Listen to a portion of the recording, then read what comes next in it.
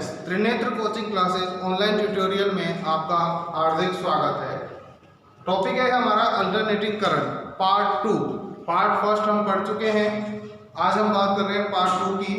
Part 2 में बात करने के लिए मैंने जब पार्ट फर्स्ट पढ़ाया था तब मैंने आपसे कहा था कि हम थोड़ा सा पार्ट 2 के अंदर डीसी के बारे में डिस्कशन करेंगे कि भाई डीसी किसे कहते हैं, ठीक है, या डीसी की अपेक्षा एसी के क्या गुण हो सकते हैं, डीसी की अपेक्षा एसी के क्या अवगुण हो सकते हैं, डीसी कहाँ काम में ली जा सकती है, एसी कहाँ काम में आती है। ये सारी चीजें हम थोड़ा सा डिस्कशन पार्ट 2 में हम आज करेंगे, ठीक है। स्टार्ट करते हैं। विद्युत धारा जब मैंने आपको बताई थी 2 टाइप्स की बताई थी, एसी और डीसी। एसी के बारे में आपको बता चुका हूं। इसमें हम थोड़ा सा डिस्कशन किसका कर रहे हैं, डीसी का। तो देख लीजिए, विद्युत धारा, अल्टरनेटिंग करंट और डीसी मतलब डायरेक्ट करंट, ठीक है। अब डीसी किसे कहेंगे, डायरेक्ट करंट कहते किसे हैं, देख लीजिए कि डीसी वह विद्युत धारा जिसका मान एवं प्रवाह दिशा क्या रहती है, नियत रहती है। वह विद्युत धारा जिसका मान एवं प्रवाह दिशा क्या रहती है, नियत रहती है, दिष्ट धारा कहलाती है। क्या कहलाती है, दिष्ट धारा कहलाती है। अगर इसका मान चेंज भी हो जाए, सपोज कर लीजिए हम क्या कर सकते हैं भाई, इसका मान अगर हम चेंज कर भी दें, इसका मान तो हम चेंज कर सकते हैं लेकिन इसकी दिशा जो है वो हम कभी भी चेंज नहीं कर सकते। क्या नहीं कर सकते, चेंज नहीं कर सकते, दिशा चेंज नहीं कर सकते। जैसे एसी आपकी फेज और न्यूट्रल में चलती है, फेज में चलती है, न्यूट्रल मतलब पॉजिटिव साइकिल और नेगेटिव साइकिल। पॉजिटिव में भी आ जाता है उसका चक्र, उसका जो साइकिल होता है वो पॉजिटिव में भी चलता है और नेगेटिव में चलता है, मतलब दोनों दिशाओं में चल सकता है, ऊपर और नीचे। लेकिन जो आपकी डीसी है उसका मान चेंज हो सकता है लेकिन उसकी दिशा कभी नहीं रहेगी, ये केवल पॉजिटिव साइकिल में ही क्या करती है, आपकी चलती रहती है, ठीक है। अब देख लीजिए डीसी कितने प्रकार की हो सकती है, जो वेव होगी उसकी वो कौन कौन सी हो सकती है। वेव इसकी 3 है। पहली है शुद्ध परिवर्तनीय, जिसको हम क्या बोलते हैं, प्योर डीसी। क्या बोला जाता है, बिल्कुल प्योर डीसी, शुद्ध डीसी, ठीक है। दूसरी है आपकी पल्सेटिंग डीसी, कौन सी है, पल्सेटिंग डीसी। तीसरी है आपकी परिवर्तनीय डीसी, कौन सी है, परिवर्तनीय, वेरिएबल, मतलब क्या करती रहती है, वेरी करती रहती है, बदलती रहती है, ठीक है। ओके, अगर इनकी ग्राफ के बारे में डिस्कशन करें कि भाई पल्सेटिंग डीसी, प्योर डीसी या वेरिंग डीसी कौन सी होती है, तो देख लीजिए सबसे पहले आपको जो दिख रही है वो क्या दिख रही है, आपकी प्योर डीसी। क्या दिख रही है आपको, प्योर डीसी, शुद्ध डीसी, ठीक है। इसमें देख लीजिए ये टाइम है, ये पॉजिटिव और ये नेगेटिव। डीसी जो चलती है आपकी वो पॉजिटिव नेगेटिव, या इसका जो सिंबल अपन इस्तेमाल करते हैं बैटरी में, आपने देखा होगा कि भाई पॉजिटिव एक टर्मिनल पे क्या लगा रहता है, पॉजिटिव, और दूसरे टर्मिनल पे क्या लगा रहता है, नेगेटिव। लेकिन एसी में ऐसा नहीं होता। एसी के अंदर अपन काम में लेते हैं, एक काम में लेते हैं अपन फेज। क्या काम में लेते हैं, फेज। और दूसरी चीज जो होती है वो आपकी होती है न्यूट्रल।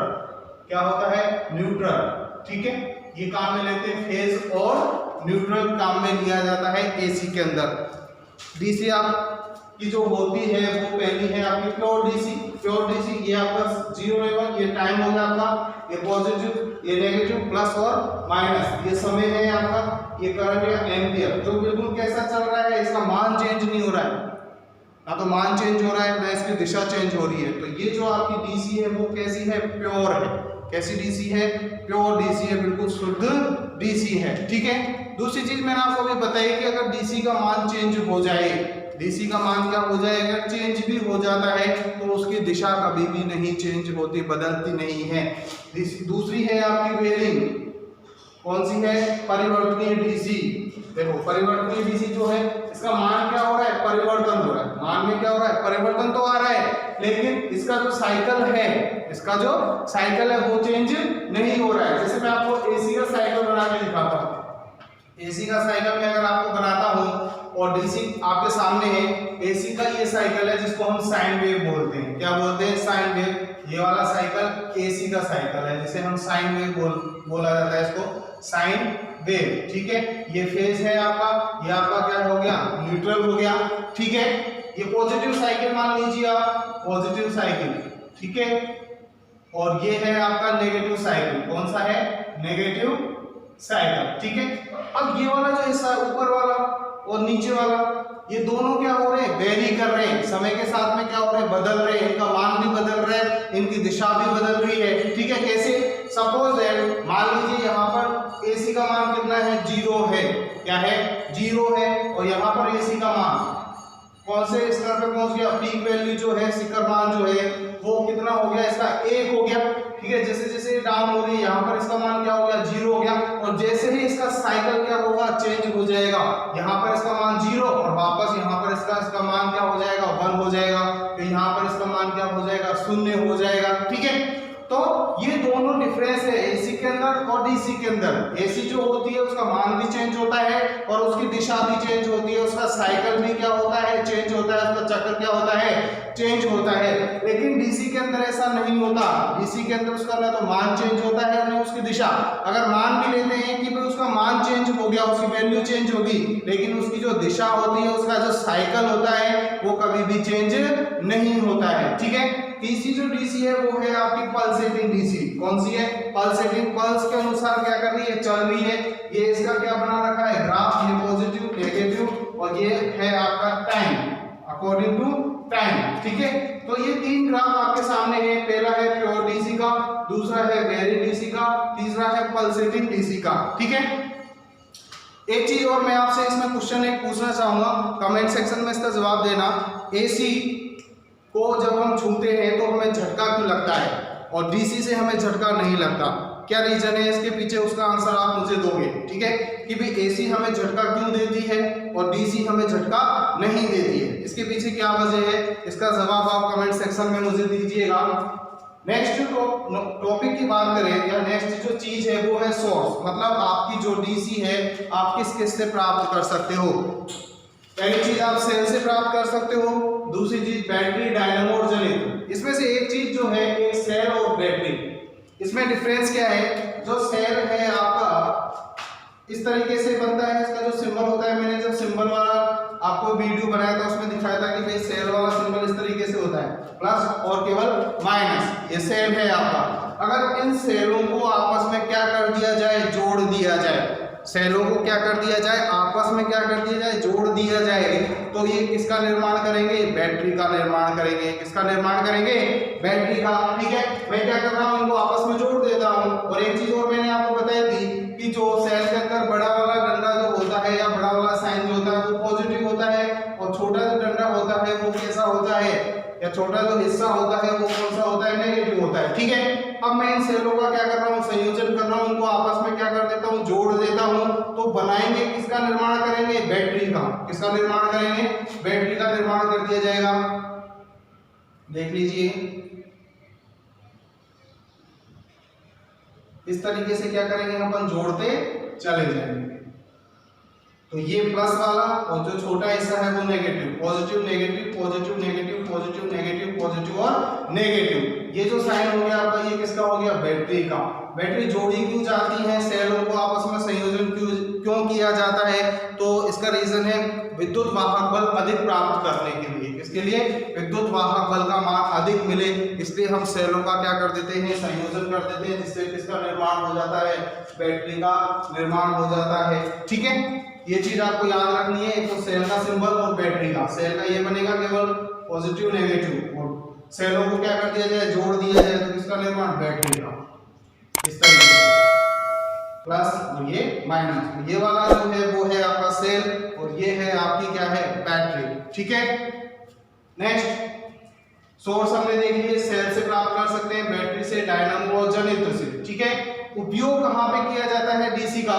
डीसी का उपयोग हम कर सकते हैं विद्युत लेपन, इलेक्ट्रोप्लेटिंग पे। अगर किसी धातु पर दूसरी धातु की क्या चढ़ानी है, हमें परत चढ़ानी है, धातु को अगर हमें क्या करना है, शुद्ध करना है। ठीक है, बैटरी क्या करनी है, आपको चार्ज करनी है, तो हम किसका उपयोग करेंगे, डीसी का उपयोग करेंगे। आर्क वेल्डिंग अगर आपको करनी है, वेल्डिंग करनी है, तो अपन डीसी का उपयोग करेंगे। इलेक्ट्रॉनिक उपकरणों को चलाने के लिए हम किसका उपयोग करते हैं, डीसी का उपयोग किया जाता है। किसका उपयोग किया जाता है, डीसी का। ठीक है, अब जो टॉपिक है उसमें हम बात करेंगे एसी और डीसी के गुण, मतलब एसी अपेक्षा किसकी डीसी ज़्यादा अच्छी है या एसी ज़्यादा अच्छी है? तो मैंने आपको स्टार्टिंग में ही बताया था कि जैसे एसी डीसी के बिना अधूरी है और डीसी एसी के बिना अधूरी है, क्योंकि ये दोनों जब तक होंगी तब तक ही सारे काम हो सकते हैं, क्योंकि कुछ काम एसी से होते हैं और कुछ काम किससे होते हैं? डीसी से होते हैं। ठीक है, तो नेक्स्ट टॉपिक है मेरिट्स ऑफ एसी और डीसी, मतलब डीसी की अपेक्षा एसी के क्या गुण हैं। पहला गुण, विद्युत उत्पादन जो किया जाता है या इलेक्ट्रिसिटी का जो प्रोडक्शन किया जाता है या उत्पादित की जाती है, वो जो सबसे ज्यादा मात्रा में होती है वो कौन उत्पादित होती है? एसी। किसका उत्पादन सबसे ज्यादा होता है? एसी का उत्पादन अधिक किया जाता है। एसी को डीसी में बदलने के लिए एसी को कन्वर्ट किया जा सकता है आसानी से, किसमें बदल सकते हैं? डीसी में। तो एसी को डीसी में बदलने के लिए हम रेक्टिफायर का इस्तेमाल कर सकते हैं, रोटरी कन्वर्टर का इस्तेमाल किया जा सकता है, डायोड का इस्तेमाल किया जा सकता है। इन सब के बारे में पढ़ेंगे नेक्स्ट वीडियो, या जब भी अपन वीडियो बनाएंगे तब इनके बारे में हम क्या करेंगे? पढ़ेंगे। ठीक है, ट्रांसमिशन ऑफ लो कॉस्ट, मतलब इसका जो ट्रांसमिशन होता है, पारेषण जो होता है वो निम्न लागत पर हो जाता है। हमारे घरों में सप्लाई हमको लेनी है या आगे ट्रांसमिशन लाइन क्या करनी है? बिछानी है, एसी और अधिक कहीं स्थान पर क्या करनी है? हमें भेजनी है। तो लो कॉस्ट पे क्या हो जाता है? ट्रांसमिशन हो जाता है, विद्युत का पारेषण हो जाता है। उच्च वोल्टता पर उत्पादन हो जाता है। एसी हाई वोल्टेज पर उत्पादित की जा सकती है, जैसे 33,000 वोल्टेज तक एसी उत्पादित हो रही है और उत्पादन है इसका, और आपकी जो डीसी है केवल 650 वोल्टेज तक ही उत्पादित हो रही है। ठीक है, तो एसी अधिक वोल्टेज पर क्या हो रही है? उत्पन्न हो रही है, प्रोड्यूस हो रही है, किसकी अपेक्षा? डीसी की अपेक्षा। ओके, उच्च वोल्टता पर उत्पादन हो गया। सरल उपकरण संरचना, इसकी जो एसी के जो इंस्ट्रूमेंट होते हैं या एसी के जो उपकरण होते हैं उनकी संरचना कैसी होती है? सरल रहती है। कैसी रहती है? सरल। किसकी अपेक्षा?